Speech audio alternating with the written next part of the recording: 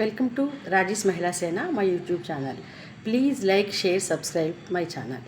Rajeshwari Pillarsetti, city అధికార ప్రతినిధి, Janasena party, Kakinada. ఈరోజు అమరజీవి శ్రీ పొట్టి శ్రీరాములు గారి 120వ జయంతి సందర్భంగా జనసేన పార్టీ నుంచి, నా తరపు నుంచి ఘన నివాళులు అర్పిస్తూ ఉన్నాం.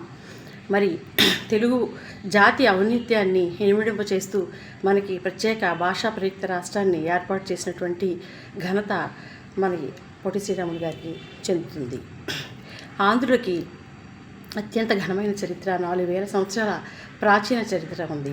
ఐతరేయ బ్రాహ్మణంలో కూడా ఆంధ్రుల ప్రస్తావించబడింది. అంతేకాకుండా రామాయణ మహాభారతాల్లో కూడా ఆంధ్రుల యొక్క ప్రస్తావన పేర్కొనడం జరిగింది. మరి శ్రీకృష్ణదేవరాయలు కూడా దేశ భాషలను తెలుగుదేశ అని చెప్పేసి మరి కొనియాడడం, నేను తెలుగు వల్ల ఉండా అని చెప్పేసి ఆయన చెప్పడం కూడా మనం చూస్తూనే ఉన్నాం.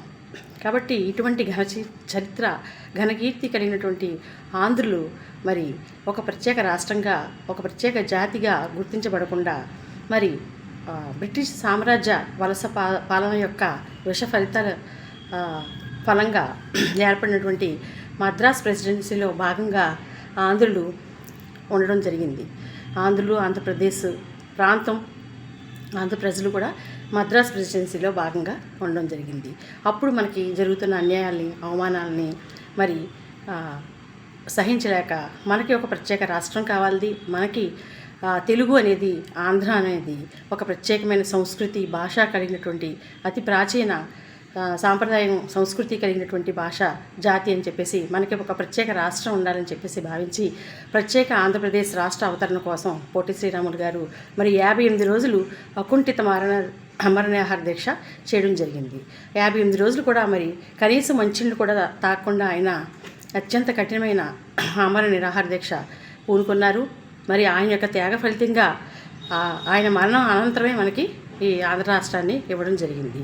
కాబట్టి ఈ సందర్భాన్ని మనం ఎల్లవేళలా కూడా ఆంధ్ర జాతి, తెలుగు జాతి మరి తల్లిదండ్రులందరూ కూడా బిడ్డలకి ఆ యొక్క త్యాగధనుడి యొక్క త్యాగాన్ని తెలియచేస్తూ ఉండాలి.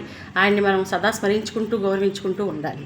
ఈ సందర్భంగా మరి కూటమి పాలనలో ఆయనకి గౌరవించే విధంగా, సత్కరించే విధంగా, ఆయన్ని మన గుండెల్లో బదిలిపరుచుకునే విధంగా మరి ఈరోజు 58 అడుగుల ఎత్తున్న పొట్టి శ్రీరాములు గారి విగ్రహాన్ని మరి కూటమి ప్రభుత్వంలో గౌరవ ముఖ్యమంత్రి చంద్రబాబు నాయుడు గారు, డిప్యూటీ ముఖ్యమంత్రి పవన్ కళ్యాణ్ గారు ఆవిష్కరించడం మరి ఆంధ్ర జాతి అంతటికీ కూడా గర్వకారణం, ఆనందకరమైన విషయం.